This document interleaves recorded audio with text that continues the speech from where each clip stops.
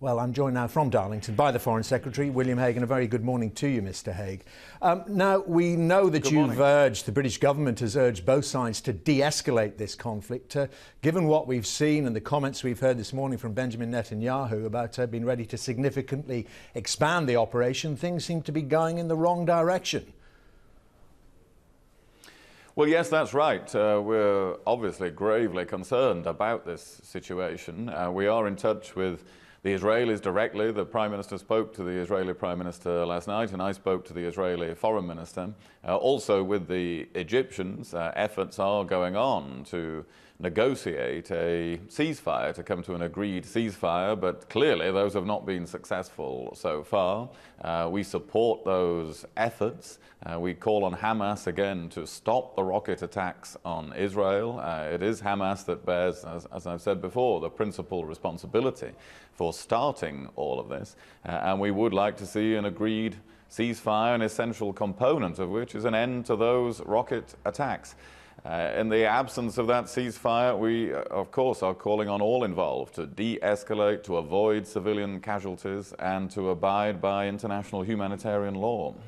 Well, in the absence of an end to the rocket attacks from Gaza, do you unequivocally support Israel in its determination to stop those, and if necessary, by putting troops into Gaza?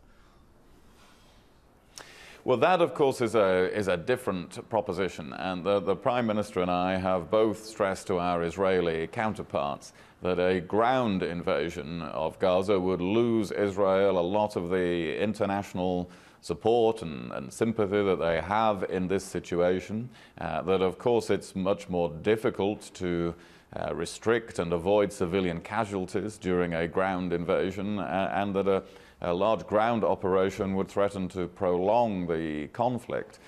So we've made our views on that very clear to Israel, just as we have made very clear our view that the barrage of rockets from Gaza onto southern Israel is an intolerable situation for the Israelis, and it's not surprising they have responded to that. But a ground invasion is much more difficult for the international community to sympathize with or support, including the United Kingdom. But from Israel's point of view, it's about primarily stopping those rocket attacks on Israeli citizens. And if they see the way to doing that is to get in there, to discover the weaponry, to find the route which it gets into Gaza, and to seal those tunnels once and for all, surely you must support them in that.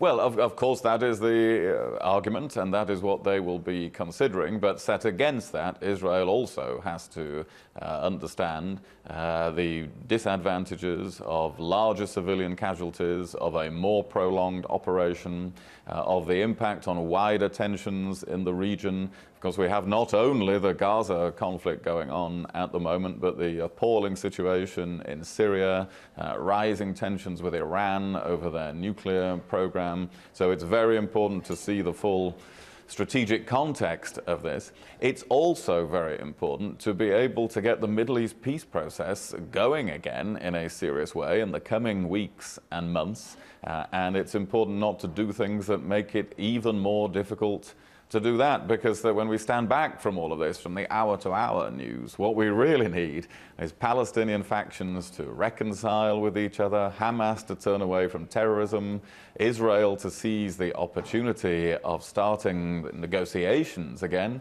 and the United States and the rest of the international community to really make a huge effort in the coming months to push the peace process forward. But I mean, do you detect, I mean, that's the wish list, it doesn't seem to be anywhere close to happening. Do you detect the hand of Iran behind a lot of this, particularly in Gaza, as the chief rabbi seemed to be saying the other day? Well, there is clearly a lot of weapons get into Gaza. So hundreds of rockets have been fired at Israel just in the last few days. So a large quantity of weapons get in there. Iran, of course, is a country which we all suspect is a prime mover behind that and supplier of such weaponry, and attempts to supply other weaponry. So yes, there is Iranian involvement, and as I say, that's why in Israel, for Israel and all of us, we have to keep the wider picture in mind. This is part of a bigger picture in which it's necessary to resolve the Israeli-Palestinian conflict and to resolve the important questions about the Iranian nuclear program. I mean, looking at the wider picture, in particular at the Palestinian issue, do you think it would help reconciliation, help the Palestinians to the negotiating table if they were given some form of UN recognition? As we know, Mahmoud Abbas wants to try again at the UN. I think it would be a mistake for the Palestinians to try at this moment, to try in the next few weeks to win observer status at the United Nations. That is what is now being talked about, because it would be so divisive among all the people whose help they need to get the peace process going.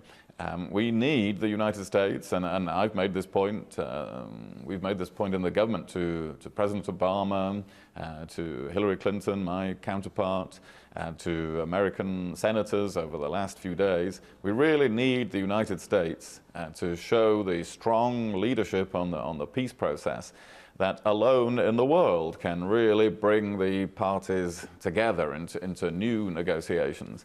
And it would be a mistake to do things that make it harder for the United States to do that by pushing for recognition at the UN at this moment. That could get an adverse reaction in the US Congress. It could lead to Israel cutting off revenues to the Palestinian Authority and to almost to the collapse of that authority.